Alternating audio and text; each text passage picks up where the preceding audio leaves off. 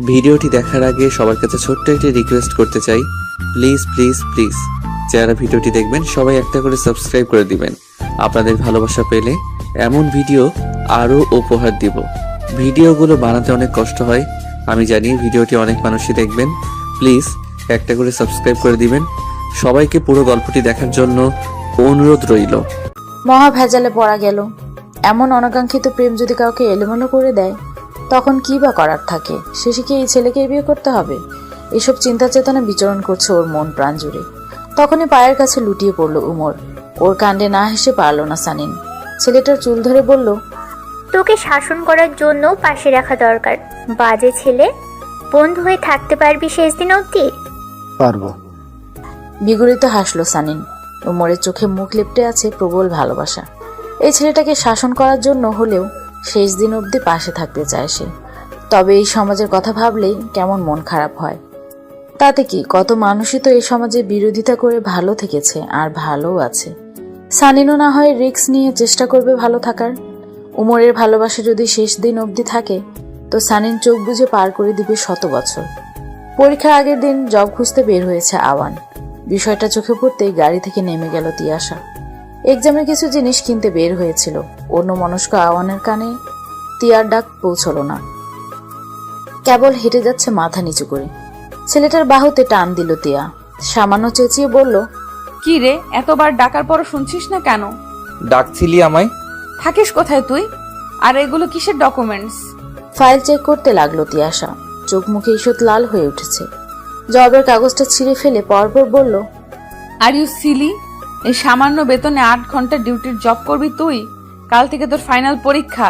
তুই কি পাগল হয়ে গেলি? আমি সত্যি পাগল হয়ে গেছি তিয়া। আসলে পাগল হয়ে গেছিস তুই। ভার্সিটির লাস্ট ডেতেও দেখলাম মন মরা। বল না, কি হয়েছে তোর? কিছু না রে। আমাকে এড়িয়ে চলার চেষ্টা চালাচ্ছিস। ভালো, তবে আমি কিন্তু খবর নিয়েই ছাড়বো। কফি খাবি তিয়া? না না, কফি না, চা খাবি? ওই যে দেখ, ওই মামার হাতের চা খুব ভালো। ফুটপাতের একটা দোকান দেখাচ্ছে আওয়ান। অবাক চোখে তাকিয়ে রইল তিয়া। এতটা উদ্ভট চিন্তা ভাবনা কখনো আসেনি। ছেলেটা বোধহয় চাপা কষ্টে আছে। সঙ্গ দেওয়ার জন্য হলেও চায়ের দোকানে গেল তিয়া। 2 কাপ চা নিয়ে হাঁটতে লাগলো পাশাপাশি। নীরবতায় থমকে গেছে মেঘ। বৃষ্টিকে ডাকার কথাই ভুলে গেছে। শুধুমাত্র আকাশকে কালো এক আস্তরণে আবদ্ধ করে দিয়ে গুমট করে রেখেছে। মুখ খুলল তিয়া। কি হয়েছে তোর? পড়াশোনা নিয়ে এত সিরিয়াস একজন আজ এমন ছন্ন ছাড়া কেন? কুল কিরানা নেই জানো? আমি এমনটা কেন হলাম রে তিয়া? কেমন দায়িত্ব জ্ঞানহীন? হঠাৎ এসব কি বলছিস তুই? দেখ, আমি জানি না কেন বলছিস এগুলো, তবে এর পেছনের কারণটা নিশ্চয়ই তোকে অগোছালো করে দিয়েছে। আওয়ানের কাঁধে হাত রাখলো তিয়া। চোখে মুখে লেপ্টে আছে আশ্বস্তি। তাই যেন ভরসা পেল আওয়ান। বলা শুরু করলো অতীতের এক কাহিনী। 10 বছর আগের ঘটনা। আমি তখন খুব বেশি বড় নই, তবে 14 বছরে পা দিয়েছি। আমার বাবার সাথে মায়ের বিচ্ছেদ হয়। কাগজে কলমে নয়, মনের ভেতরে বিচ্ছেদটা হয়। তার আগের ঘটনাগুলো খুব খারাপ, জানিস। আমি হয়তো এখন আমার বাবাকে প্রচন্ডভাবে ভালোবাসি, তবে আমি অস্বীকার করতে পারি না সেই নিকৃষ্ট অপরাধ। প্রায় 5 কোটি টাকা লুটপাট করেছিলেন আমার বাবা। বিষয়টা আম্মি যখন জানতে পারেন তখন খুব রেগে যান। ভাগ্যক্রমে সেই কেসটা পড়ে আম্মির কাছে, তবে আম্মি পারলেন না শাস্তির রায় দিতে। অতঃপর বাবা মুক্তি পেলেন, তবু থেমে থাকেননি তিনি। টাকার নেশায় উন্মাদ হয়ে যান। সর্বশেষ গরিবের জন্য আসা টাকা লুটপাট করেন। আম্মি তখনও পারলেন না বাবাকে শাস্তি দিতে। একসময় বাবা আরও অপরাধের দিকে ধাবিত হলেন। 1000 বার বারণ করার পরও সেদিন শুনেননি বাবা। অতঃপর আম্মি আমাদের নিয়ে বেরিয়ে আসেন আর ছেড়ে দেন বিচারকের দায়িত্ব। ওনার কথা হলো, যেখানে তিনি নিজে ও অন্যায়কে প্রশ্রয় দিয়েছেন, সেখানে কি করে পারবেন অন্যের জন্য ন্যায় বিচার করতে? খুব দ্রুত আওয়ানের জীবনে ঝড় আসতে চলেছে, সেই আভাস ইতিমধ্যে পেয়েছে তিয়াশা। এই দীঘল রজনী জুড়ে আওয়ানের কথাই ভেবে চলেছে বিচলিত অন্তর। অশান্ত হয়ে উঠেছে মন প্রাণ সব। সুষমা শারীরিকভাবে অসুস্থ, তবে সেটা কাউকে জানাতে দেননি এতদিনে। এদিকে ব্যাংকে লোন করেছেন, সেই চিন্তাতে আরো বেশি অসুস্থ হয়ে যাচ্ছেন। এসব জানার পর আওয়ানের অনুভূতি যে কেমন তা শুধুমাত্র সেই জানে। প্রিয় মানুষ আর কোটি টাকার সম্পদ ফেলে এই সাধারণ জীবনযাপন করছেন সুষমা। শুধুমাত্র ন্যায়কে অন্তরে পুষেই বেঁচে আছেন সাধারণ একজন মা হিসেবে। তিয়াশার কান্না পাচ্ছে এবার। খুব খারাপ লাগছে ওর। এই নির্মম ঘটনাগুলো জানা ছিল না এর আগে, তবে এখন যখন জানলো তখন কিছুই করার নেই। পরীক্ষার হলের সামনে তুমুল ভিড় জমায়েত হয়েছে। ভিড়ের মাঝে তিয়াশাকে খুঁজছে সবাই। মেয়েটা এত লেট করে আসছে কেন কে জানে। হলে প্রবেশে 5 মিনিট আগে ছুটে এলো তিয়াশা। হাঁপিয়ে গেছে একদম। সরি গাইস, কাল খুব রাত করে ঘুমিয়েছিলাম, সেই কারণে সকালে উঠতে পারিনি। আচ্ছা চল তো এখন। ওয়েট, আগে বিরিয়ানি টেস্ট কর। বক্স থেকে বিরিয়ানি বের করলো তিয়া। সকলে হুমড়ি খেয়ে পড়লো বক্সে। শেষমেশ দেখা গেল 1 চামচ ছিল ওর জন্য। ফিচেল হাসিতে মত্ত হয়ে চলে গেল সুমিতা। 2-1টা কথা বলে শাম্মী আর প্রজ্জ্বলও চলে গেল নিজের হলের দিকে। জীবম, আওয়ান আর তিয়াশা যাচ্ছিল, তখনই পেছন থেকে মধুপ্রিয়ার ডাক। মেয়েটি অদ্ভুত ফ্যাশনের ড্রেস পরে। তিয়া সামান্য হাসার চেষ্টা করে বলল, তোমরা কথা বলো, আমরা যাই। আওয়ানের চোখ ছিল সামনের দিকে। মধুপ্রিয়ার সাথে মনের দ্বন্দ্ব চলছে তার। ফোন পিক করনি কেন? তুমিও তো করনি। ও, সেই কারণেই এমন করবে? বাহ, প্রতিশোধ নিচ্ছ? মধু, আজকাল তোমার ভাষাতে এমন তিক্ততা কেন? এখন তো তেতো লাগবেই, মজা নেওয়া শেষ না। তোমার কথা কিন্তু অন্যদিকে তাক করছে। প্লিজ নিজেকে সংযত করো। আর তুমি কি করছো? পৃথিবীর সমস্ত বয়ফ্রেন্ড জানে তার গার্লফ্রেন্ডকে কি করে সুখে রাখতে হয়। সেই দিক থেকে তুমি তো লুজার। পরে কথা বলবো, তোমার মাথা ঠিক নেই। পেছন থেকে ডাকলো মধু। নানান কথাই বলে চলেছে সে। আওয়ান সেসব কানে নিয়েও নিল না। ইদানিং মেয়েটার মুখের ভাষা খুব খারাপ হয়ে যাচ্ছে। পুরো পরীক্ষার হলে একটা কথাও বলেনি আওয়ান। তিয়াশাও ঘাটায়নি তেমন। পরীক্ষা শেষ করে সবাই আড্ডা দেওয়ার কথা বললে সরাসরি বারণ করে দিল আওয়ান। তিয়াশা বুঝতে পারলো কিছু একটা হয়েছে। বাসায় ফিরে এসে লম্বা ঘুম দিল তিয়াশা। রাতে ঘুম না হওয়ায় মাথা ব্যথা করছে। ঘুম থেকে যখন উঠলো তখন বাজে বিকেল 4:30। ফোনটা সাইলেন্ট হয়ে পড়ে আছে বালিশের কাছে। সেখানে ভাসছে 12টা মিস কল। আওয়ানের নাম্বার দেখে কয়েক সেকেন্ড চুপ করে রইল। ভাবনার মাঝে তাহমিদা এলেন, মুখটা গম্ভীর ছায়া মাখা। সুমিতা কল করেছিল, আওয়ানের মায়ের অবস্থা নাকি ভালো না। অসুস্থ মায়ের হাত জড়িয়ে বসে আছে আওয়ান। চোখ দুটো অসম্ভব লাল, যেন এখনই গড়িয়ে যাবে কয়েক ফোঁটা জল। তবে কোনো বিশেষ মাধ্যমে আটকে আছে সেই বিন্দু ফোঁটা। সুষমা মাথার উপরে থাকা সিলিং এর দিকে তাকিয়ে শ্বাস গুনছেন। তিনি খুব করে অনুভব করেছেন এই পৃথিবীতে ওনার সময় ফুরিয়ে এসেছে। সত্যি বলতে কেউ মরতে চায় না, সুষমাও চায় না মরতে। এর পেছনেও বিশেষ কারণ রয়েছে। শান্তির জন্য মানুষ মরণ চায়, তবে ওনার তো মরে গিয়েও শান্তি নেই। এই ছেলে মেয়ে দুটোর কেউ নেই যে। বাবা থাকতেও আজ বহুদূর। এতদিনে হয়তো অন্য কোথাও সংসার পেতে নিয়েছে, আবার নাও হতে পারে। সুষমা চলে আসার পরপরই নাকি দেশ ছেড়েছে, এমনটাই খবর পেয়েছিলেন তিনি। বলা বাহুল্য, ভদ্রলোক ছেলে মেয়েদের প্রচুর ভালোবাসেন, সেই বিষয়ে কোনো সন্দেহ নেই। তবে টাকার প্রতি লোভ সেই ভালোবাসাতেও খাদ নামিয়েছিল। এসব স্মৃতিতেই কেমন ভারী হয়ে আসে বুক। মেয়েটা নিতান্তই ছোট মানুষ, তবে ছেলেটা বোঝদার। একমাত্র ভরসা ওনার। অনেক সময় গেলেও আওয়ান কথা বলছে না। নৈশব্দে বুকে জড়িয়ে আছে মায়ের হাত। মমতাময়ী মায়ের জন্য অন্তরটা ছিঁড়ে যাচ্ছে। বেদনাগুলো পাল্লা ভারী করে চলেছে। এর শেষ কবে, কোথায় আর কিভাবে? আমি চলে গেলে কষ্ট পাবি বাবা? এমন কথা বলিও না আম্মি, আমার কষ্ট হয় খুব। একটা সময় তো যেতে হবেই, তাই না? আমার নিরুত্তর। এই চিরন্তন সত্যকে মানতে পারছে না কিছুতেই। দাঁতে দাঁত চেপে বসে রইল। সুষমা আর কথা আগাননি। ছেলেটার ভাঙা মনকে আর ভেঙে দিতে চাননি তিনি। কিছু মুহূর্ত পর খাবারের প্যাকেট নিয়ে কেবিনে এলো তিয়া। কাল রাত থেকে এখানেই পড়ে আছে মেয়েটা। ভাগ্যিস পরীক্ষার মাঝে 4 দিনের বিশাল গ্যাপটা পড়েছে। বাটিতে স্যুপ ঢেলে নিতে আওয়ানকে বলল তিয়াশা। কাল থেকে না খেয়ে আছিস, যা খেয়ে নে, আমি আন্টিকে খাইয়ে দিচ্ছি। তুই খাবি না? একটু পর, আন্টিকে খাইয়ে তারপর। সুষমার কাছে এগোলো তিয়া। মৃদু হেসে অতি যত্নে স্যুপটুকু বাড়িয়ে দিল। নিজের জীবন থেকে একটি কথা বুঝেছেন সুষমা, আর সেটা হলো রক্তের থেকে মনের সম্পর্ক বেশি গুরুত্বপূর্ণ। যে সম্পর্কে বন্ধুত্ব নেই সেটা সম্পর্ক নয়, সেটা প্রয়োজন মাত্র। টুল নিয়ে ঠায় বসে আছে আওয়ান। চোখগুলো জানালা পেরিয়ে অদূরের সারি সারি পাইন গাছের দিকে। গাছপালাগুলো কেমন সজীবতায় ভরপুর। তিয়া বলল, খাবারটা খেয়ে রেস্ট নে একটু। তুই এলে একসাথে খাবো। তিয়াশা আর কোনো মতামত দেয়নি। সুষমাকে খাইয়ে দিয়ে অন্য প্যাকেটের খাবার সাজাতে লাগলো। কাল রাতে শাম্মী, সানিন, সুমিতা, প্রজ্জ্বল, জিমাম সকলেই ছিল এখানে। ভোরের দিকে এদের সবাইকে পাঠিয়ে দিয়েছে তিয়া। অন্যদিকে কেঁদে যাতা অবস্থা করেছে আরশি। সুমিতা ওর সাথে করেই বাড়িতে নিয়ে গেছে রেস্ট করানোর জন্য। মেডিসিন বক্স নিয়ে কেবিনে নার্স এলো।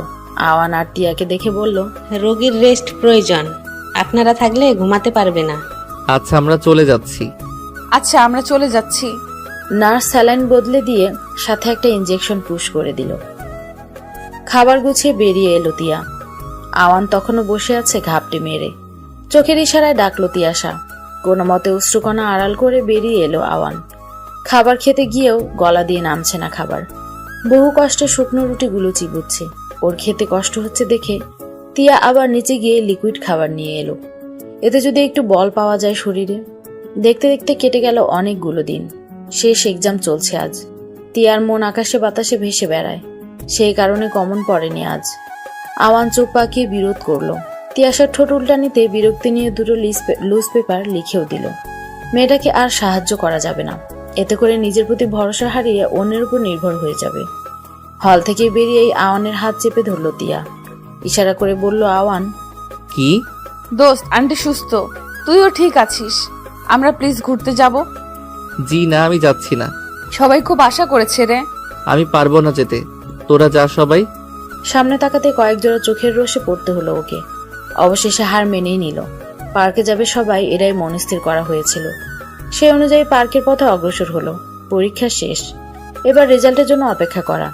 পরীক্ষার আগে যে ভয় কাজ করে তার থেকে সহস্র গুণ ভয় হয় রেজাল্টের জন্য অপেক্ষাকৃত সময়গুলোতে। তিয়াশা এক চপ্পর ঘুরে এসেছে মামা বাড়ি থেকে। তবে সেখানে বেশি দিন থাকা হয়নি। পরিবেশটা ভালো লাগেনি ওর, কেমন যেন অস্বস্তিকর। মেঝেতে মাথা আর শরীর বেডে রেখে শুয়েছিল। ঠিক তখনই হুড়মুড় করে রুমে প্রবেশ করলো আওয়ান। ওর অবস্থা দেখে হো হো করে হাসতে লাগলো। সেই হাসির শব্দে উঠে পড়ল তিয়াশা। আওয়ানের বাহুতে চাপড় মেরে বলল, কি হয়েছে তোর? আমাকে কি জোকার মনে হয়? জোকারের থেকেও অদ্ভুত তুই। আজব কথা বলবি না তো। তাই এই অসময়ে কেন এসেছিস? শুধু আমি নই, দলবল সবাই এসেছে। কিন্তু কেন? কিছুটা আশ্চর্য হয়ে বলল তিয়াশা। মিজকে হাসার মতো ভাব করে ঠোঁট দুটো চিকন করে সুর বাজালো আওয়ান। এই ছেলের অযাচিত আচরণ ভালো লাগে না একদম। তাই রুম থেকে বেরিয়ে এলো ড্রয়িংয়ে। একদল বাহিনী দেখে অবাকই হলো। তবে প্রশ্ন না করে বুয়াকে বলে নাস্তা দিতে বলল। টিভি অন করে একটা হিন্দি সিনেমার গান বাজিয়ে বসলো কাউচে। তারপর বলল, এই অসময়ে কেন আগমন সবার? বিয়ে? কার বিয়ে? লাফিয়ে উঠল তিয়াশা। সুমিতা চোখ দুটো গোল করে শুধালো, তুই কি মজা করছিস? মানে আমি কেন মজা করব? সুমিতা ইশারা করে কিছু বলছে স্বামীকে। স্বামী নিজেও হতবাক। ওদের দুজনের থেকে বিরক্তিকর দৃষ্টি ফেলে সানিনকে বলল, তোর বিয়ে আর তুই এই কথা বলছিস? মানে আমার বিয়ে কে বললো তোদের? বোকা হাসি দিয়ে নিজেও চিন্তিত হয়ে গেল তিয়াশা। সকলে কেমন করে তাকিয়ে আছে। তাহমিদার সাথে কথা বলছে আওয়ান। ভদ্রমহিলার সাথে আওয়ানের এত কিসের কথা কে জানে। হঠাৎ করে এই ছেলের প্রতি রাগ উঠে গেল। চোখ দুটো কেন যেন জ্বালা করছে খুব। নিজের ঘরে গিয়ে ধপ করে দরজাটা লাগিয়ে মেঝেতে বসলো তিয়াশা। কিয়ৎক্ষণ বাদে নিজের আচরণ দৃশ্যমান হলো ওর নিকটে। চমকায়িত হয়ে চোখে মুখে পানি দিয়ে এসে দাঁড়ালো আয়নার সম্মুখে। হালকা হাতে অবয়বটি স্পর্শ করে বলল, হঠাৎ করে আমি এমন করলাম কেন? তামজিদ এসেছেন অফিস থেকে। তিয়াশাকে সকলের মাঝে দেখে বললেন, এ কি মামুনি, এখনো রেডি হওনি কেন? একটু পর যাব আব্বু। না না, এখনই যাও, সবাই এসে পড়বে তো। শাম্মী, ওকে নিয়ে সাজিয়ে দাও তো মামুনি। জি আঙ্কেল।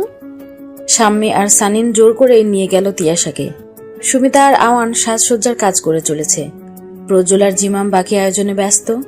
ঘরোয়াভাবে পাকা দেখার আয়োজন চলছে। তিয়াশা একটু আগে জানতে পারলো সেটা। দ্বিমত না করলেও খুব বেশি মত আছে এমনও নয়। তবে অন্তঃকরণ থেকে বাধা প্রদান হলো না। অজান্তেই সায় জানাচ্ছে মন। আয়োজন শেষ। ঘেমে একাকার আওয়ান এসির পাওয়ার বাড়িয়ে দিয়ে শার্টের দুটো বোতাম খুলে নিল। সানিন এসে বসলো ওর পাশে। ইশারা করে বুঝালো পাশের দিকে তাকাতে। শাড়ির কুচি ধরে খোলা চুল মেলে আসছে তিয়াশা। চোখে মুখে সামান্য বিরক্তি ভাব। জীবনে প্রথমবারের মতো শাড়ি পরেছে কিনা। তবে অসম্ভব সুন্দর লাগছে তাকে। চোখ ফিরিয়ে নিল আওয়ান। মধুপ্রিয়া কল করেছে। তিয়া কাছে আসতেই হাতের ইশারা দিয়ে বোঝালো কল এসেছে।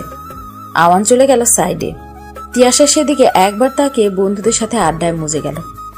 একবার হাসছে তো আরেকবার রাগী চোখে তাকাচ্ছে, যেন সব থেকে খুশি মানবী। আমার জন্য তোমার সময়ই নেই আওয়ান, দেখা সাক্ষাৎ তো বহু দূরের কথা। সকালে 2বার কল করেছি মধু, তুমি রিসিভ করনি। দেখলাম। এখন দেখা করবে কবে? কাল ভার্সিটি গিয়ে দেখা করে আসব। না, আজই আসো প্লিজ। তিয়াশার বাড়িতে আছি, আজ আসতে পারবো না। ওই বাড়িতে কেন? ওর বিয়ের কথাবার্তা চলবে তাই। ও আচ্ছা, রাতে কল করবে বুঝলে। I miss you always and I love you জান। পরে কথা হবে। Love you two. কল কেটে দিয়ে থামলো আওয়ান। শ্বাসগুলো ভারী ঠেকছে এবার। মধুপ্রিয়ার প্রতি আকর্ষণটা যেন কেমন ঘোলাটে। হঠাৎ হঠাৎ কেবলই মনে হয়, তবে কি আমি ঠকাচ্ছি ওকে? পাত্রপক্ষের নিকট বসানো হয়েছে তিয়াকে। বিশ্ব সুন্দরী না হলেও রূপগুণে কোনোটাতেই কম নয় তিয়াশা। এই ভারী মিষ্টি মেয়েটাকে আগে থেকে পছন্দ করে রেখেছিলেন মাহমুদা। তেমনি রূপে গুণে সুন্দর আর নিতান্ত ভদ্র মানব। মাল্টিন্যাশনাল কোম্পানিতে চাকরি করত। গত বছর আমেরিকান এম্বাসিতে বিশেষ পদে চাকরির অফার পাওয়াতেই মাল্টিন্যাশনাল কোম্পানির জবটা ছেড়েছে, এখন এম্বাসিতেই জব করছে। বয়সটাও বেশি নয়, সবে 29-এ পা রেখেছে। বলা যায় তিয়াশার জন্য একদম পারফেক্ট। বাবার পছন্দের উপর কথা বলতে চাচ্ছে না তিয়াশা। তাছাড়া কথা দেখে যা মনে হলো, এতে করে আগে থেকে এই সম্বন্ধ ঠিক করা। মূলত এখন নামে মাত্র ফর্মালিটিস দেখানো হচ্ছে। একান্তে কথা বলার জন্য দুজনকে ছাদে পাঠানো হলো। তিয়াশা অন্যদিক ফিরে রইল। ভদ্রতার খাতিরে প্রশ্নও করছে না। তবে ছেলেটা এতে মনক্ষুণ্ণ হয়েছে বটে, তবু মন খারাপ নিয়েই এগোলো সে। হাই, আমি রাজিন আজমির। শুনেছিলাম নামটা। শোনারই কথা। আফটার অল একটা সম্পর্ক শুরু হতে চলেছে, তো আপনি কি করছেন এখন? কথাটা কর্ণপাত হতেই পেছন ফিরে তাকালো তিয়াশা আর রাজিন। ঠোঁটের কোণে হাসি রেখে কান থেকে ফোন নামিয়ে ওদের কাছে এলো আওয়ান। মধুপ্রিয়ার সাথে কথা বলছিল, তখনই রাজিন আর তিয়াশার কথাগুলো কানে আসে। রাজিন একটু অবাক হয়েছে। এই ছেলেকে নিচে দেখেনি যে। তিয়াশা মুখ বাঁকিয়ে তাকালো। ওকে পাত্তা না দিয়ে রাজিনের সাথে হাত মিলিয়ে দিল আওয়ান। হাই, আমি আরহাম আওয়ান, তিয়ার সব থেকে বাজে বন্ধু। রাজিন চমৎকার হাসলো। আওয়ানের রসিকতার সাথে তাল মিলিয়ে বলল, তাই? তাহলে তো দেখা যাচ্ছে তিয়াশার বন্ধু মহলের সব থেকে দুষ্টু সদস্য আপনি। আমি তো ভেবেছি তিয়াশা একাই 100, এখন দেখছি তার উপরেও কেউ আছে। তিয়ার কথা আর কি বলবো? হ্যাঁ, একদমই বাদর প্রকৃতির। আচ্ছা, তো তিয়াশার কাজকর্মগুলো শুনি একটু। রাজিনকে দেখে বেশ আগ্রহী মনে হচ্ছে। তিয়াশার পানে তাকিয়ে রসিকতা ঢেলে আবার বলল আওয়ান, নাম্বার 1 বদমাস মেয়ে, ছেলেদের নাকে দড়ি দিয়ে ঘোরায়। আর একটা বাজে কথা বললে মার খাবি আওয়ান। সঙ্গে সঙ্গে অভিযোগের সুর তুলে দিল আওয়ান। দেখলেন তো প্রমাণ, এমনই করে সব সময়। আপনার জীবনও কয়লা করে দিবে, মিলিয়ে নিয়েন। হো হো করে হাসতে লাগলো রাজিন। ইতিমধ্যেই 2-4টে পড়েছে আওয়ানের পিঠে। ছেলেটা পিঠ মুচড়ে নিয়ে তিয়ার নাক টেনে বলল, বদের হাড্ডি তোকে পরে দেখে নিব। তোর 12টা বাজিয়ে দিব বেয়াদব। দেখা যাবে। শ্বাস ফেলল তিয়াশা। চোখ বন্ধ করে হুঙ্কার দিবে, ঠিক তখনই মনে পড়ল তার সামনে একজন দাঁড়িয়ে। মুখটা মলিন করে বলল তিয়াশা, সরি, আমরা আসলে এমনটাই করি। It's okay, no formalities. বন্ধু মহলে থাকলে হয় এমনটাই। রাজিন বেশ বন্ধুত্বসুলভ আচরণ করছে, তবে তিয়াশার মনটা ঠিক নেই। রাজিনের মুখমণ্ডল অবধি দেখেনি ঠিক করে, অথচ রাজিন এই সময়টুকুতেই তিয়াশার সুমধুর কণ্ঠ, কান, নাক, চিবুক সহ পায়ের পাতা অবধি সব মেপে নিয়েছে। মেয়েটার মুখের পানে তাকিয়ে মুগ্ধতায় অস্ফুটন স্বরে বেরিয়ে আসলো, মেঘ জমাছে মুখে, তবুও কতটা মায়া বই। মধুপ্রিয়ার কাঁধে মাথা ঠেকিয়ে আছে আওয়ান। দুজনে নিশ্চুপ বসে আছে বাঘহীন যন্ত্রের মতো। ওদের থেকে কিছুটা দূরে দাঁড়িয়ে আছে একটা কুচকুচে কালো রঙা বেড়াল। লেজ নাড়িয়ে দেখছে ওদের। মধুপ্রিয়াও সেদিকেই তাকিয়ে। ভালোই লাগছে তার, মন্দ নয় এই শুষ্ক অনুভূতি। শতভাগ সত্যপ্রিয় কেউ পাশে থাকলে জীবন অন্যরকম লাগে। লাগারই কথা, বিকেলটা যখন মধ্যলগ্নে, তখনই আওয়ানের ফোনটা বেজে উঠল। ক্যাটক্যাট আওয়াজে বিরক্তি লাগছে খুব। কেন যেন ফোন ধরার প্রয়োজন মনে হচ্ছে না, কারণ ওপাশের ব্যক্তিটি তিয়াশা। সকালে এক প্রকার ঝগড়া হয়েছে ওদের। একদমই সাধারণ বিষয় নিয়ে ঝগড়া, যুক্তি দিয়ে বিচার করলে যার কোনো মানেই নেই। যদিও এই ঝগড়ার মূল কারণ আওয়ান নিজেই। সেসব ভাবতে ভাবতে ফোনটা সাইলেন্ট করে দিল সে। মধুপ্রিয়া ফোনের স্ক্রিনে থাকা নামটা দেখেছে। তাই বিশেষ কোনো প্রশ্ন না করে বরং ফুচকা খাওয়ার বায়না ধরল। ফুচকার বাটি হাতে নিয়েছে মাত্র তখনই সুমিতার কল এলো মধুর কাছে। মেয়েটি কিছু আঁচ না করলেও আওয়ান বুঝলো তিয়াশার জন্যই ফোন করেছে, তাই স্পষ্ট ভাষাতে বলল, কল কেটে দাও মধু, আমি জানি কেন কল করেছে। কল কেটে দিলে বিষয়টা খারাপ হয়ে যাবে আওয়ান, একটু রিসিভ করি। কিচ্ছু হবে না, কল কাটো। মধুর থেকে ফোন নিয়ে নিজেই কল কেটে দিল আওয়ান। আবার কল এসেছে দেখতেই বিরক্তিকর শব্দ তুলে যেই না সুইচ অফ করবে তখনই 2 লাইনের একটা মেসেজ দেখতে পেল। আওয়ান কি তোমার সাথে আছে মধুপ্রিয়া? থাকলে দ্রুত বাসায় পাঠিয়ে দিও প্লিজ, আন্টির শরীর খারাপ করেছে। থ হয়ে গেল আওয়ান, হাতটা অসম্ভব কাঁপুনি দিয়ে ফোনটা পড়ে গেল। মধু নীরবতার সহিত বোঝার চেষ্টা করে যাচ্ছে, তবে বিশেষ কিছু অনুধাবন হলো না। মাটি থেকে ফোন তুলে মেসেজ দেখতে আওয়ানের পানে তাকালো, তবে ততক্ষণে ছুটতে ছুটতে 10 হাত দূরে চলে গেছে আওয়ান। পেছনের অবয়বটা দেখতে পেল সে, প্রচন্ড গতিতে ছুটে চলেছে ছেলেটা। ব্যাগপত্র গুটিয়ে নিয়ে মধু নিজেও রওনা হলো আওয়ানের বাসায়। আরুষি জ্ঞান হারিয়েছে, মায়ের মুখ থেকে রক্তবমি দেখে চেতনা ধরে রাখতে পারেনি আর। মেয়েটাকে কোলে করে ঘরে নিয়ে এলো জিমাম। মায়া হচ্ছে ওর, প্রচন্ড ভালোবাসে এই মেয়েটিকে। তবে এই মেয়েটার মন ভাঙার মতো করুণ কাজটাও করতে হয়েছে ওকে। আরুষির ফ্যামিলিকে কিছুতেই মেনে নিচ্ছে না ওর ফ্যামিলি। এর কারণস্বরূপ হেডলাইন আরুষির বাবা মায়ের বিচ্ছেদ। ওপাশের ঘর থেকে তিয়া তাড়া দিল, ঘড়ির কাঁটার দিকে তাকিয়ে বলল, জিমাম এখনই যাচ্ছি আমি, ডাক্তার নিয়ে আসছি। আওয়ানকে খবর দিয়েছিস? সুমিতা ও মধুপ্রিয়াকে মেসেজ পাঠিয়েছে, তবে রিপ্লাই আসেনি এখনো। তিয়ার কণ্ঠে চিন্তা গলে গলে পড়ছে। সুমিতা বালতি ভরে পানি নিয়ে এলো। তিয়াশাকে বলল মগ দিয়ে সুষমার মাথায় পানি দিতে। ভদ্রমহিলার চোখ মুখ কেমন ফুলে উঠেছে, সুন্দর মুখচ্ছায় অসুস্থতা গ্রাস করেছে ভালো করেই। টিস্যু দিয়ে মুখের চারপাশে লেগে থাকা রক্তবমিগুলো মুছে দিল তিয়াশা। সুমিতা হাত পায়ে ঝরোয়া গতিতে তেল মালিশ করে যাচ্ছে, চোখ দুটো ছলছল। সুষমাকে সবাই বেশ ভালোবাসে, মায়ের ছায়া দিয়ে সবাইকে শাসন করেন তিনি। একদিন খুব বড় ভুল করা থেকে বাঁচিয়েছিলেন তিনি। সেসব কথা মনে হতেই ডুকরে কেঁদে উঠল সুমিতা। তিয়াশা চোখের ইশারায় শান্ত হতে বলল। হিচকি তুলতে তুলতে রুম থেকে বের হলো সুমিতা। সামান্য ঝুঁকে সুষমার মাথায় হাত বুলিয়ে দিল তিয়াশা। গলাটা ভার হয়ে আছে, মনে হচ্ছে খুব প্রিয় মানুষকে হারানোর ভয় জিকেছে অন্তরে। মুখ দিয়ে কিছু বলার চেষ্টা চালাচ্ছেন সুষমা। তিয়াশা বিরোধিতা করে বলল, কথা বলো না আন্টি, তুমি খুব দ্রুত সুস্থ হয়ে যাবে, দেখে নিও, খুব দ্রুত সুস্থ হয়ে যাবে। দায়িত্ব জ্ঞানহীন ট্যাগটা যেন আওয়ানের জন্য সৃষ্টি করেছে অবিনশ্বর। নিজের প্রতি ঘৃণা হচ্ছে খুব। টলমলে চোখেই বাইক চালিয়ে যাচ্ছে বাসায়। পুরো রাস্তায় একটা পক্ষীরও দেখা নেই। বাইকটা ম্যানেজ করতে কি কষ্টটাই না করতে হলো। তবে মনে হচ্ছে রাস্তা যাচ্ছে না। মুখের মধ্যে নোনা জলগুলো ঝলক দিয়ে যাচ্ছে। 8 ঘন্টার মাথায় বাসায় পৌঁছলো সে। তখন সুষমা ঘুমিয়ে আছেন। ডাক্তারের সাথে কথা বলছে জিমাম। খুব বেশি চিন্তিত দেখালো ওদের। আওয়ানকে দেখেও কোনো প্রতিক্রিয়া করলো না কেউ। সুপের বাটি নিয়ে এলো তিয়াশা। এ কি, আন্টি কি ঘুমিয়ে আছে এখন? ডাক্তার ইনজেকশন পুশ করে দিয়েছেন। ও ঠিক আছে, আমি বরং। আওয়ানকে দেখে চমকালো তিয়াশা। কিছু বলার জন্য উন্মুখ হয়েছিলেন, তবে ছেলেটার কোটরে চলে যাওয়া চোখের পানে তাকিয়ে আর বলা হলো না। বরং খুব নম্র কণ্ঠেই বলল, হাত পা ধুয়ে ফ্রেশ হয়ে বস, আমি ঠান্ডা শরবত করে দিচ্ছি। তিয়া। কাপা কণ্ঠের করুণ সুরে এক পাও আগালো না তিয়া। পা দিয়ে যেন শিখর গজিয়েছে। মাটির সাথে প্রবল প্রেম জেগেছে যেন। পর মুহূর্তেই সেই মাটির সাথে পায়ের প্রেমকে ডিঙিয়ে কিচেনে এলো। কিচেনের জানালা খুলতেই চোখে মুখে ক্লান্তি রেখা উন্মোচন হলো। নিচে মধুপ্রিয়া দাঁড়িয়ে আছে, মাত্রই হয়তো এসেছে। ড্রাইভারের সাথে কিছু একটা কথা বলেই বাড়ির পথে পা বাড়ালো। ব্যক্তিগত কারণে হোক বা অন্য কারণে মধুপ্রিয়াকে পছন্দ হয়নি সুষমার। দিনগুলো খুব দ্রুত কেটে গেল যেন। অসুস্থতার আজ 5ম মাস। সবটা উপর দিয়ে স্বাভাবিক হলেও ভেতরের অবস্থান খুবই গম্ভীর। জিমাম আবার আগলে নিয়েছে আরুষিকে।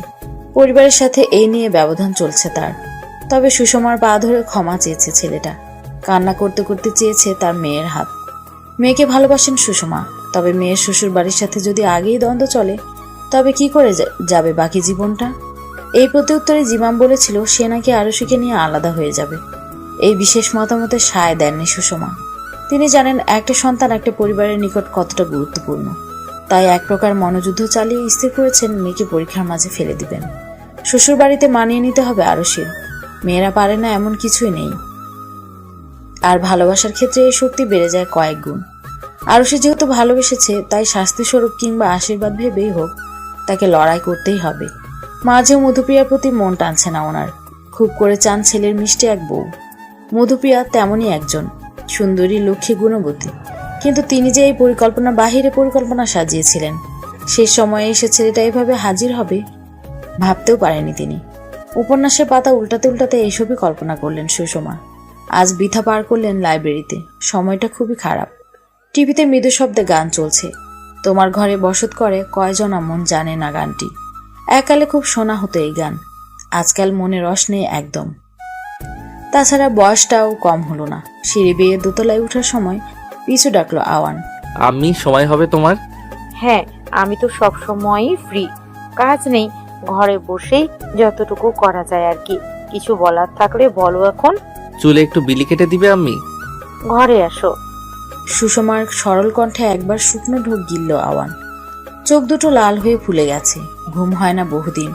একটা দুটো চিন্তা নয়, হরেক রকমের চিন্তাকে পুষতে হচ্ছে এই অন্তরে, তবে কোনোটারই ঠিকঠাক সমাধান নেই। আন্টি আসবো? তিয়াশার কণ্ঠ। ফট করে মায়ের কোল থেকে মাথা তুলে নিল আওয়ান। হালকা নীল রঙের জামায় বেশ ভালোই লাগছে তিয়াশাকে, মুখে রয়েছে হাসির সরল রেখা। সুষমা সম্মতি প্রদান করলো। তিয়াশা সালাম করে শুধালো, তোমার শরীর কেমন আছে এখন? ওষুধ খাচ্ছ তো ঠিক মতো? খাচ্ছি রে মা, দুদিন পর পরই তো খবর নিচ্ছিস। নিতে তো হবেই, শরীরটা যে ভালো নেই তোমার, আগে বললে এমনটা হতো না। ভাগ্যকে বদল ঘটানো কার সাথে আছে বলতো টিয়া? অবিনশ্বর আমার জীবনী শক্তি এখানেই শেষ করেছেন। বললেই হলো? তোমাকে তো অনেক বছর বাঁচতে হবে, আমার বাচ্চা কাচ্চা হবে, নাতি নাতনিকে বিয়ে দিবে তুমি, তারপর না হয় মৃত্যুর স্বাদ। কথা বলতে বলতে তিয়াশার চোখ ভিজে গেছে, সুষমার কণ্ঠটাও ভারী হয়ে এলো। তিনিও চান না মৃত্যুকে আগলে নিতে, মনটা বড়ই বিচলিত। পাশে বসে থেকেও বিশেষ প্রতিক্রিয়া নেই আওয়ানের। গত 3 মাস যা হয়ে চলেছে, এতে করে পাথর বনে গেছে ছেলেটা। নিজের মনকে কড়া শাসন করে নিয়েছে নিশ্চিত। ফ্যাস ফ্যাস কান্নার আওয়াজ শুনে আরশি ছুটে এলো। কি হলো কে জানে, মেয়েটাও মুখে হাত চেপে কান্না জুড়ে দিল। 3টে মানুষ কাঁদছে, অথচ আওয়ানের চোখ দুখানা নিষ্প্রাণ। টং করে কলিং বেল বেজে উঠল। উত্তপ্ত শ্বাস বুকে চেপে নিয়ে মেইন ডোর খুলল আওয়ান। মধুপ্রিয়াকে এই সময় আশা করেনি সে। আজকাল বেশ আনাগানা চলছে এই বাড়িতে, হবু শ্বশুর বাড়িতে বলে কথা। ভেতর আসতে বলবে না? আসো। আন্টি কোথায় গো? ঘরেই আছে। আচ্ছা বসো পাশে, কথা আছে। হবু শ্বশুর বাড়ি বলে কথা। হাত ধরে আওয়ানকে পাশে বসিয়ে দিল মধু। মেয়েটার মুখের পানে তাকালে শুধুই দীর্ঘশ্বাস নেমে আসে বুক চিরে। কত হাসি খুশি মেয়েটা। ঘোলা চোখের পানিগুলো মধুর অগোছালো চুলে আনাগোনা করছে। হাত দিয়ে বিন্যস্ত করে দিল সেসব চুল। হালকা স্পর্শকে গাঢ় করতে আওয়ানের হাত দুটো গালে চেপে ধরল মধু। দুটো চুমু খেয়ে বলল, ভালোবাসা সুখ দুঃখ দুটোই দেয়, তাই না? হ্যাঁ। দুজনের মাঝে নীরবতা পালন চলছে এখন। মাঝে আরশি এসে জয়েন করলো ওদেরও সাথে। মধুপ্রিয়ার সাথে গল্প জমিয়ে দিল আরশি। যাক, এবার মনটা ভালো হলো। তবে তিয়াশার প্রতি ক্ষীণ রাগ জমায়েত হয়েছে। এই মেয়েটা যতবার এসেছে ঠিক ততবারই সকলকে কান্নাতে ভাসিয়েছে। সুষমার রুমের কোণে এসে তাচ্ছিল্য হাসলো আওয়ান। তিয়াশা ওর জীবনের কষ্টের প্রতীক হয়ে এসেছে। এই মেয়ে কখনোই ভালো থাকতে দেয়নি, তবুও সে বন্ধু। আর এটাই জীবনের প্রথম শ্রেণীর ভুল। সুষমার কিছুতেই লাঞ্চ না করিয়ে ছাড়ল না তিয়াশাকে। মধুপ্রিয়া সহ সবাই একসাথে লাঞ্চে বসলো। টুকটাক গল্পের মাঝে আসল কথাই ভুলে গেছে তিয়াশা। মাথায় হাত রেখে বলল, যার জন্য আসা সেটাই ভুলে গেছি। কোনটার কথা বলছো তিয়া আপু? ওয়েট, মাঝপথে উঠতে নেই তিয়া, খাবার শেষ করে যা। পুরোটা সময়ের মাঝে এইমাত্র কথা বলল আওয়ান। এখানে এসেছে 3 ঘন্টারও বেশি সময়, অথচ একটা কথাও বলেন সে। মধুপ্রিয়াও সায় জানিয়ে বলল, খাবার শেষ করে তারপর যাও। তিয়া খাবার শেষ করলো কোনো মতো। হাত ধুয়ে এসে ব্যাগ থেকে কার্ড বের করলো, ঝলমল করা লাল রঙের কার্ড। শীতল চাহনি ফেলে সেদিকে তাকালো আওয়ান। বোঝার মতো বোধগম্যতা আছে তার। কার্ডের উপর সাইন করলো তিয়াশা। মধুপ্রিয়া আর সুষমার কাছে কার্ড দিয়ে বলল, সবাইকে আমার বিয়ের ফাংশনে কাম্য করছি আমি, না আসলে কিন্তু বিয়েই করব না আমি। সবাইকে আসতে হবে, খুব সেজে গুজে আনন্দ করব আমরা। রেজাল্টের আগেই একটা ভালো মানের জব পেয়ে গেছে আওয়ান। অত্যন্ত খুশি মনে মিষ্টি হাতে বাসায় ফিরছিল। তখনই চোখে পড়ে রাজিন আর টিয়াকে। খুব সম্ভবত বিয়ের শপিংয়ে এসেছে। হাতে সময় কম থাকাতে সেদিকে আগালো না আওয়ান। মিষ্টির বক্স নিয়ে বাড়ির পথে ছুটতে লাগলো। গ্লাসে আওয়ানের বিম্ব দেখে ছুটে এলো তিয়াশা। ততক্ষণে ছেলেটা চলে গেছে অনেক দূর। এভাবে ছুটে এলেন কেন? না এমনি। ভেতরে আসুন, অনেক শপিং করতে হবে। মেয়েদের পছন্দের উপর আমার 14 পুরুষও কল্পনা করতে পারবে না। দুহাত ভর্তি শপিং করেছে তিয়াশা। রাজিন যে কৃপণ নয় সেটা খুব ভালো মতোই অনুভব হয়েছে। তবে তিয়াশার নিজেরই খারাপ লাগছে এতগুলো টাকা খরচ করাতে, শুধু শুধু এই দামি উপহারগুলো। রাজিনের সাথে লাঞ্চ করে বাসায় আসলো তিয়া। ছেলেটা কেয়ার করতে জানে বটে। তিয়াশা ঘরের ভেতর না যাওয়া অবধি গাড়ি নিয়ে নিষ্পলক তাকিয়ে রইল। মৃদু হেসে ভেতরে এলো তিয়া। আওয়ান মাত্রই বের হওয়ার প্রস্তুতি নিয়েছে, ঠিক তখনই তিয়ার আগমন। মেয়েটাকে দেখে হালকা করে হাসলো আওয়ান। তবে তিয়া কোনো বিশেষ প্রতিক্রিয়া দিল না। শপিং ব্যাগগুলো কাউচে ফেলে নিজের ঘরে অবস্থান করলো। আলুথালু চেহারার দিকে তাকিয়ে নিজেই অবাক হলো তিয়াশা। কিছু সময় এভাবেই কেটে গেল। চোখ দুখানা নিষ্প্রভ হয়ে সামনের দিকে নিবদ্ধ। চোখে মুখে সবে পানির ঝাপটা দিয়েছে, অমনি করে দরজায় বেল বাজা শুরু। দ্বার খুলেই বুঝতে পারলো ওই পাশের ব্যক্তিটি আওয়ান। নিজেকে সংযত করলো তিয়া। মাথা ব্যথার অজুহাত দেখিয়ে কানে বালিশ চাপা দিয়ে শুয়ে রইল। সামান্য বিব্রত বোধ করছে রাজিন। আওয়ান হাত দিয়ে আশ্বস্ত করে আবার দরজায় নক করল। প্রতি উত্তরে ভাঙা কণ্ঠে উত্তেজিত বাণী শুনতে পেল। তুই যাবি না নাকি? আমি রেস্ট নিব এখন, দয়া করে যা। আমি তো চলেই যাচ্ছি, তবে রাজিন ভাই যে অপেক্ষা করছে। ফট করে দরজা খুলে ফেলল তিয়া। আলুথালু দেহ নিয়ে সামনে এগোলো। রাজিনের হাতে একটা প্যাকেট, যা গাড়িতেই ফেলে এসেছিল তিয়া। ক্ষীণ স্বরে ধন্যবাদ জানালো। রাজিনের হাতে সময় কম, তাই সে সকলের থেকে বিদায় নিল। আওয়ানও চলে যাচ্ছিল, তবে তিয়াশার হাতের বাঁধনে যেতে পারল না। পেছন না ঘুরেও আওয়ান বুঝতে পারল ছলছল করছে কারো নয়ন। তবে অসময়ে জাগ্রত হওয়া সবকিছু যে ধ্বংস ডেকে দেয়। ফট করেই মেয়েটি হাত ছেড়ে দিয়ে শার্ট খামচে ধরল। রসিকতা ঢেলে আওয়ান বলল, ভাই তোর এই অদ্ভুত স্বভাব রাজিন ভাই জানে তো? কি? এই যে উল্টাপাল্টা স্বভাব, ছেলেদের উপর টহলদারি করা। আওয়ান প্লিজ, আমি ফাজলামির মুডে নেই। আমিও নেই। তাছাড়া এখন আমার ভালো লাগছে না। মধুর সাথে দেখা করা হয়নি। তোর বিয়ের দিনটা কেন যে আসছে না? আমার বিয়ে নিয়ে তোর এত উত্তেজনা কেন? উত্তেজনা থাকবে না? আফটার অল এক প্যারা নেমে যাচ্ছে ঘাট থেকে। মলিন হয়ে এলো তিয়াশার মুখ। মেয়েটার থেকে সরে গিয়েই চলে যাচ্ছিল আওয়ান। পর মুহূর্তে কোন মতলবের কাছে এলো। তিয়াশার এক গাছে এলো চুল গুছিয়ে দিতে দিতে বলল, সময় সব থেকে বড় স্বার্থপর। এরা শুধু চলে যায়, তবে সঠিক সময় আসে না। আমরা কেবল ভুল সিদ্ধান্ত গ্রহণ করি। তাই বলবো যেমনটা হচ্ছে হোক। আর শোন, ফ্রিজে মিষ্টি আছে, তোর ফেভারিট মিহিদানার লাড্ডু। সকাল থেকে অজস্র কাজকর্মে পাট চুকিয়ে এখন ঝিমুচ্ছেন তামজিদ। বাবাকে কয়েকবার ডেকে গেছে তিয়াশা, তবে ভদ্রলোক গভীর ঘুমে আচ্ছন্ন। উপায় না পেয়ে মাকে পাঠিয়ে দিয়েছে। কিছুক্ষণের মাঝেই সকলকে নিয়ে আনুষ্ঠানিকভাবে হলুদের অনুষ্ঠান শুরু হবে। দলে দলে লোকজন ভিড় জমায়েত করেছে। একটু আগেই ফোন করেছিল রাজিন। টুকটাক কথাও হয়েছে দুজনার মাঝে। রাজিন যতটা না উদ্বিগ্ন, তার থেকে বেশি উদ্বিগ্ন তিয়া।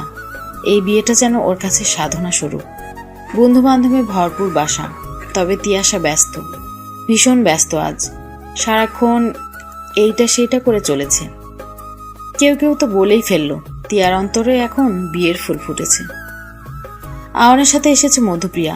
মেয়েটিকে ভারী মিষ্টি দেখাচ্ছে। বিয়ের কোণে নাকি সব থেকে সুন্দর হয়, তবে এই কথাটা ভুল প্রমাণ করে দিল মধু। মেয়েটির সাথে হালকা আলিঙ্গন করলো তিয়া। মধু প্রশংসা স্বরে বলল, ইউ লুকিং সো বিউটিফুল। কোন বিউটিশিয়ান এসেছিল?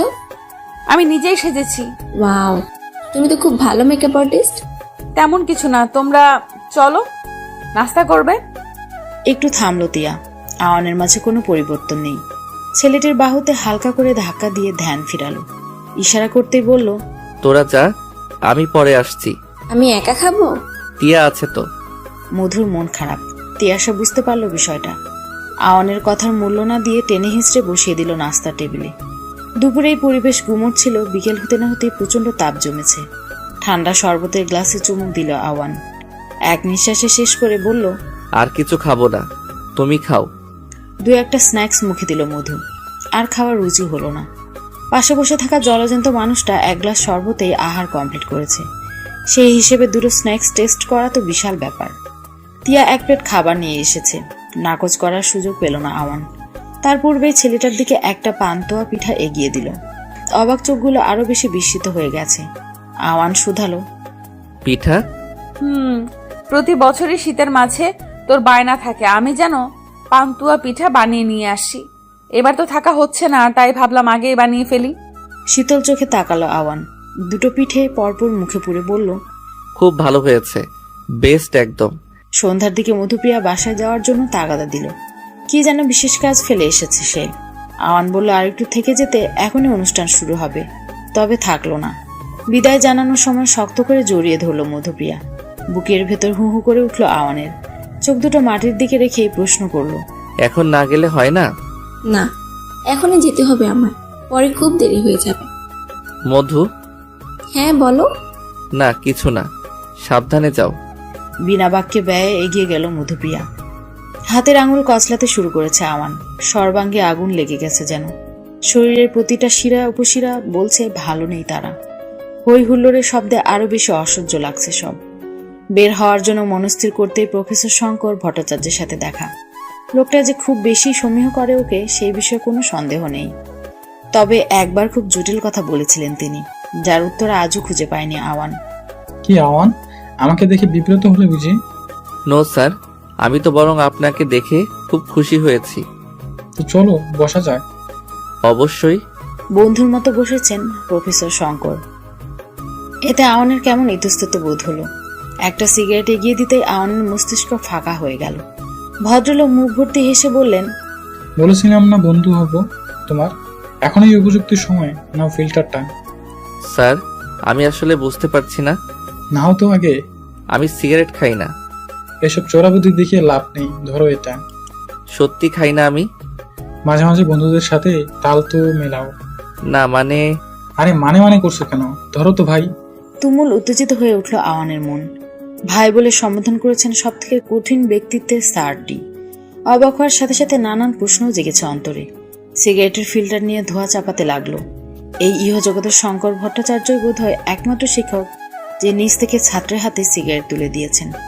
অবশ্য ভদ্রলোকের দাবি এই মুহূর্তে আওয়ান আর তিনি বন্ধু, এর বাহিরে তেমন কোনো সম্পর্ক নেই। আওয়ানকে প্রচন্ড ভালোবাসেন সুষমা, কখনো ছেলের গায়ে হাত তুলেননি।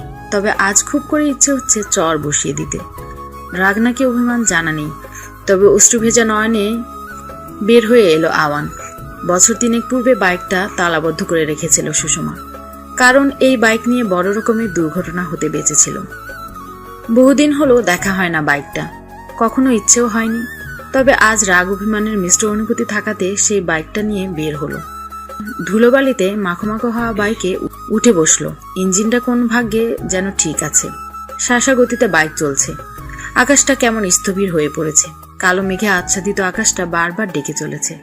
মাটিগুলো শুষ্ক হয়ে গেছে প্রকাণ্ড রোদ্দুরে। শান্তির জন্য হলেও বৃষ্টির প্রয়োজন, তবে নামছে না বৃষ্টি। মেঘ আর বৃষ্টির দূরত্ব চলছে যেন। নদীর পাড় ঘেঁষে বাইক ব্রেক করালো। চিৎকার করে কাঁদতে ইচ্ছে হলো, তবে কান্না আসছে না কেন যেন। মাটিতে পদাঘাত শুরু করলো।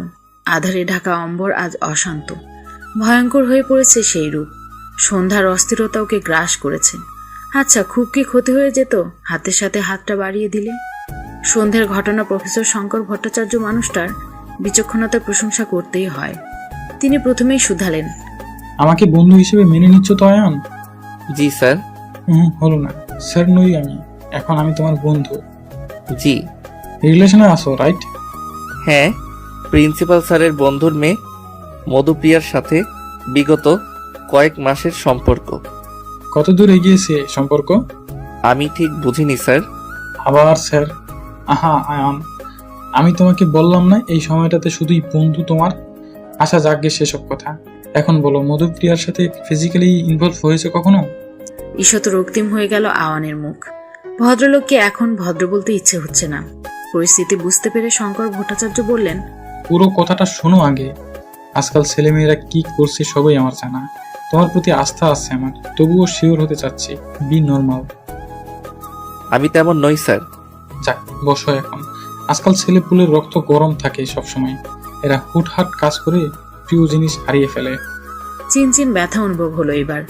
শঙ্কর ভট্টাচার্য পিঠ চাপড়ে বললেন, ভালোবাসা তো অনুভবই করনি ছোকরা। আমি জানি এই মুহূর্তে যেটা বলবো সেটা অন্যায়, তবে এটা হলো বেস্ট সলিউশন।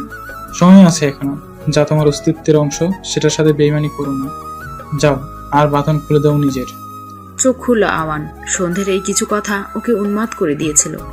নিজ অনুভূতিকে অনুভব করিয়েছিল, গিয়েছিল নিজের ভালোবাসা জানান দিতে, যদিও পরিস্থিতি অনুযায়ী সেটা অনুচিত।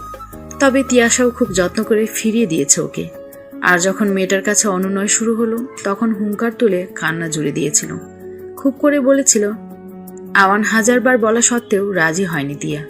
সবটা ভেবেছে সে, পুরো দমে করে নিয়েছে এই অনুভূতির সমাপ্তি। আর সবটা যখন নজরে আসে সুষমার, তখন তিনি রেগে যান। ছেলের প্রতি ক্ষোভ নাকি অভিমান ঝরিয়েছেন তা জানা নেই। তিয়াশাকে নিজের পরিবারের অংশ করার পরিকল্পনা ছিল বহু পূর্বেই। মাঝে করা ভুলটাই সব শেষ করে দিয়েছে। মাটিতে হাঁটু গেড়ে বসে পড়ল আওয়ান। চিৎকারগুলো এতটাই ভয়ঙ্কর যে পাখিরা সব এলোমেলোভাবে ছুটতে শুরু করেছে। ওর আর্তনাদে সাড়া দিচ্ছে মেঘ। ঝড়ো আবহাওয়া বহিছে চারপাশে, তবে অভিমানী বন্ধু বৃষ্টির দেখা নেই। তিয়াশার ছবিটা বুক পকেট থেকে বের করে শুরু হলো ছেলেটার আর্তনাদ আর পাগলামি প্রেম নিবেদন, সাথে নিজের প্রতি নিজের জন্য তিক্ত সব বাণী। আঘাতে আহত হলো শরীরের প্রতি অঙ্গ, তবু ক্ষান্ত হচ্ছে না এই মন। তিয়াশা ছাড়া 1 মাইক্রোসেকেন্ড চলাও সম্ভব নয় ওর।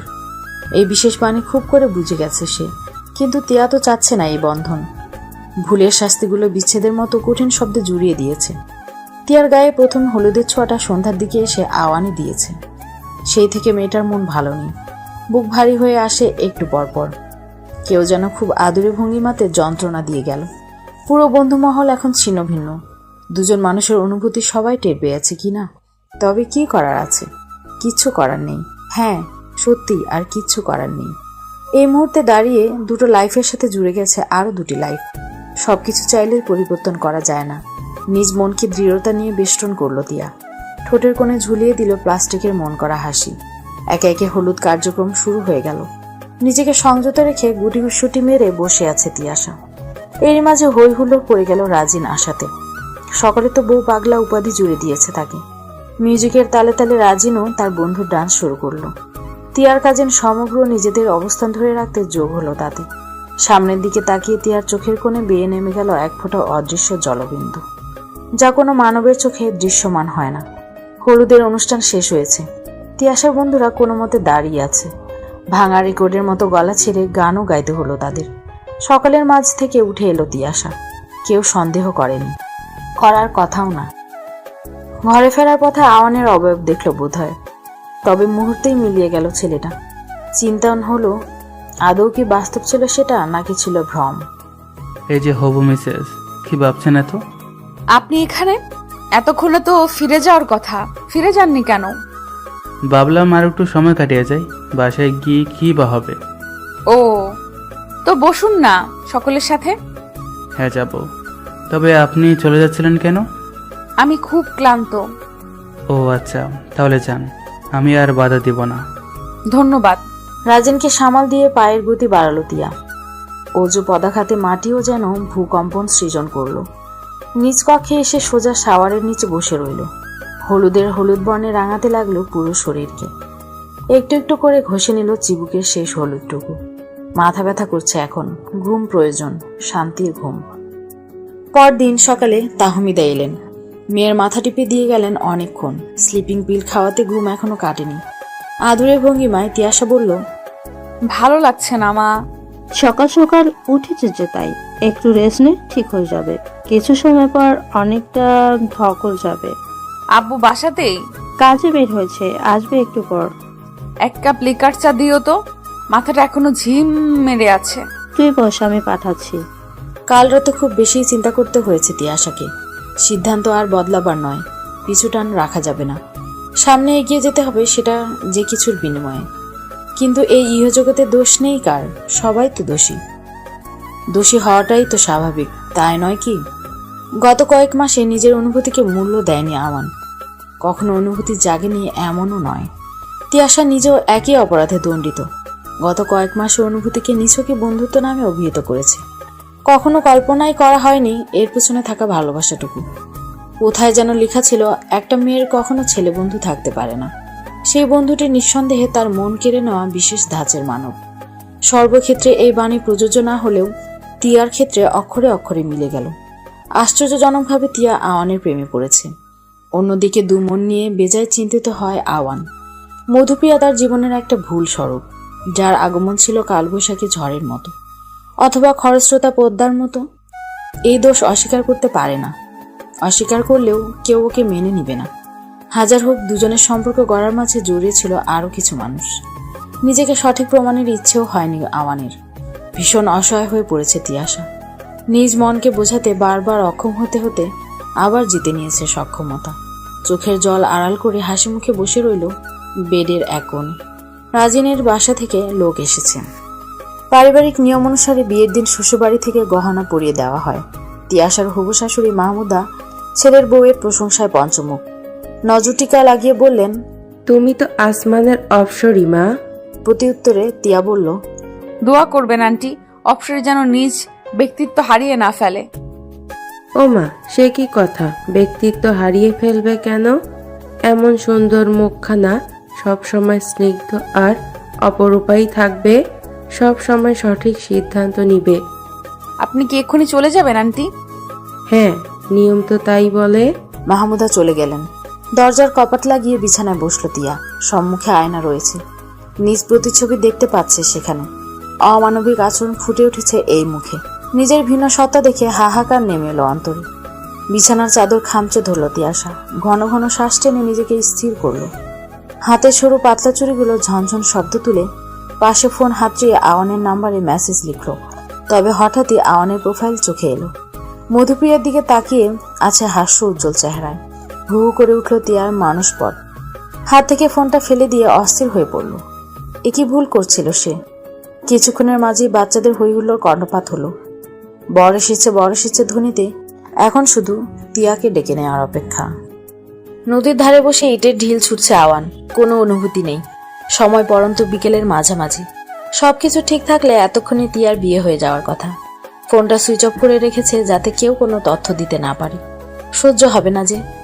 অঢেল সময় পার করে মধুপ্রিয়ার আগমন হলো। অনেকটা সময় জুড়ে আড়াল থেকে সে দেখছিল বিধ্বস্ত আওয়ানকে। দুজনের মাঝে ভালোই দূরত্ব।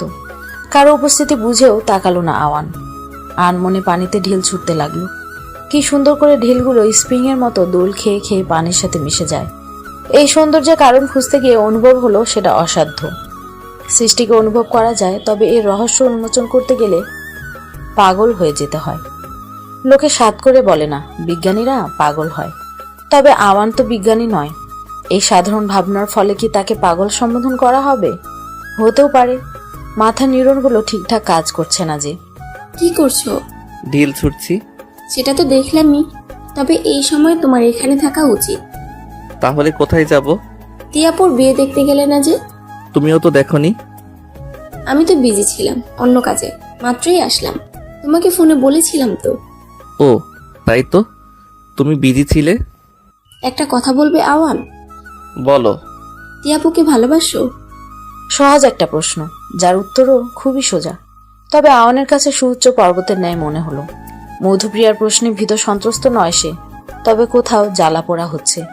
এই মুহূর্তে দাঁড়িয়ে তিয়াশা অন্য কারো নামে সংরক্ষিত। আর সামনে দাঁড়িয়ে যে এই প্রশ্নগুলো ছুড়েছে সে এককালীন প্রেমিকা। ওর বলা উচিত যে এখনো প্রেমিকা। তবে স্বঘোষিতভাবে বিচ্ছেদ ঘটিয়েছে আওয়ান। আকাশের কাঠফাটা রোদ, রোদে গায়ের চামড়া ঈষৎ জ্বালা পোড়া করছে। তবে ভালোই লাগছে এখানে। তিয়াপুর সাথে কথা বলবে আওয়ান? না। কেন?